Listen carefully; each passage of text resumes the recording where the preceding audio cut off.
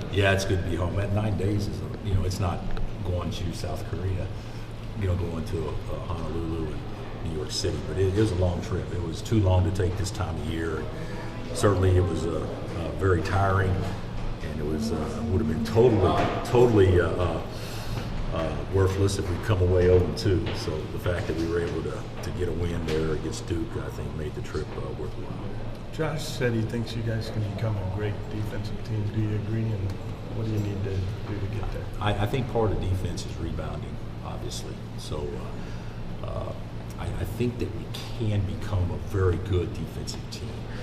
I think that there are some times where if we play small, to me it can be more encouraging sometimes. Sometimes if we play big and other teams play small, it creates matchup problems for us. But back when you had Shady and guys like that, it didn't matter because they moved like guards. But I think we can become a very good defensive team, but we're not there yet. We're still a long ways away from that. Although we did, for the first 15 minutes of the Duke game, we really got second half. Have you been happy with how Josh and LeGerald have been rebounding the last 2 games, I guess? Or have you? Well, this game, the second game now. Well, I don't know. Happy year, I guess. Happy year. I can't remember how the numbers, but I would say that they both can do a better job. I don't know that Josh got an offensive rebound against Duke.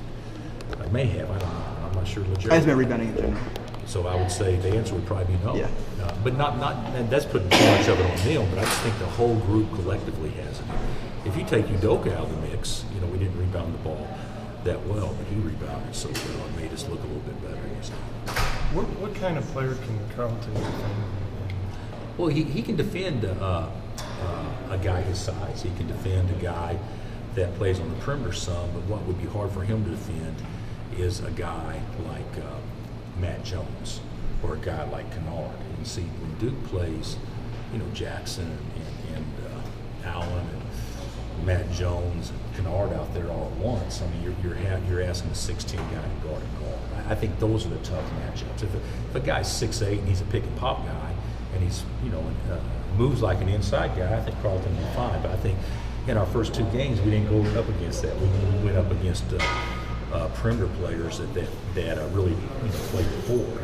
That's a little bit harder for him. Siena, obviously not the caliber of Duke or Indiana, but do you think just being home will make sure you guys are up? I hope so, but Siena is a very good team. Right. They finished 3rd in that league last year with Monmouth and Iona, and they're very good. I mean, watched them play. I think they returned all 5 starters, and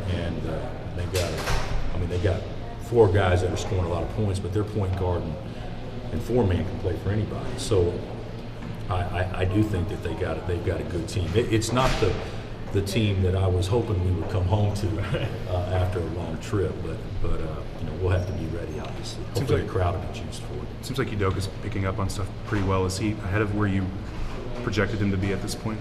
I don't know, probably not ahead, but I don't think he's behind. I mean, he's about what we thought. I think he's improving so much so quickly, and we thought that would happen. So I'd say he's right on schedule where we thought he'd be. Is that one game, how well he played the other night, is that worth 4 or 5 games of development for him? I think so. That's a good question. I think he learned a lot. Conditioning's important, and certainly he got tired. Although he's worked his tail off conditioning, but he's got another step he can take there. Offensively, all our bigs are too slow to catch, gather, and go. They're catching and gathering and allowing small guys to, basically become a defender on them. And so he's got to get better at that, obviously. But as far as going after balls and things like that, he went after some balls the other day. He may have knocked some guys over and getting one, but he went after some balls the other day that were pretty impressive. How's Devontae and Landon? They seem fine. I saw Landon at lunch today. He said he felt good. I haven't seen Devontae since yesterday, but we didn't practice yesterday. So as soon as we got back, they split and went their own ways. So I haven't seen him yet. But I'm sure he's fine. What changed? Cured of that? I think so. He's just so. I'm not a doctor, and we're not going to comment on any specifics, but he's having a problem with cramping. But he's getting the best attention and experts nationally on his particular situation. So we think that we can get that under control. Are the increased whistles affecting Landon as much as anybody? As smart as he is, would you expect him to be able to adjust? Probably so. We talked about that at lunch. It's, even out of foul problems, he should probably be a little bit more active, doing some more things. But he got a couple of bad ones the other night. But I will say this: I think some of Duke's bigs got a couple of bad ones too. They're calling everything. And it's hard to post up. It's hard to play post defense because incidental contact, they're calling fouls now, which will adjust and be better moving forward. But, to think that a team could foul, I don't know what we fouled. I think it was over 60 or 65 times in the first 2 games. I mean, that's got to be historic as far as numbers. So, that's something that we can get better at, but we have to get better at because it just puts our team at such a disadvantage if you're playing out of foul trouble. Is the emphasis on, you talked about it a little bit the other night, those silly fouls? I mean, you've got to cut those out if the rest is going to get called, right?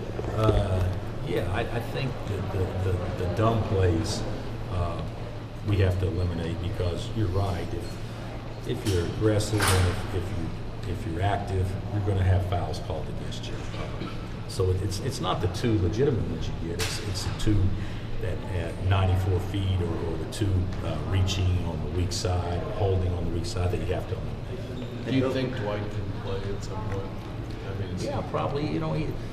There's nothing that's kept him from playing from my standpoint except, we're listing as healthy, he's practicing every day. It's just that he didn't have the same balance of quickness as he had last year prior to injury. He's still working on getting back. So it's not anything I got against Dwight.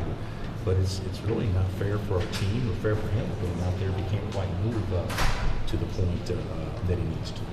Bill, you've developed a lot of tough-minded guys in your career at your 3 stops. Can you rattle off a couple of those guys, and does Frank join that group maybe at the end of the year? Yeah, well, you got, to me, he's already joined it, but you got, to me, Sharon was a tough guy. Tyshawn, people don't know it because he was so emotional, but I don't know if there's been physically a tougher player than Tyshawn. Just totally give his body up. Kind of like the Allen Iverson type. All those NBA guys say that Allen Iverson may be the toughest guy in the league, and if you didn't know that, you probably wouldn't think that.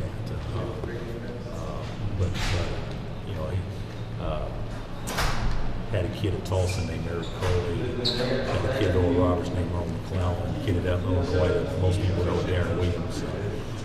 But I think that Frank, as far as just a competitor, a pit bull, I don't know if I've ever coached anyone better at competing, especially at game point than what he is. what does it mean if you become the winningest coach in Fieldhouse history? Well, it means that obviously Dr. Allen didn't coach it because he would have that record easily if he was the coach. I didn't know that. I just saw that on Chris just mentioned. You just mentioned that to me walking down here. That's the first time I've known that. So it'll be nice, but I don't think it's going on anyone's tombstone by any stretch.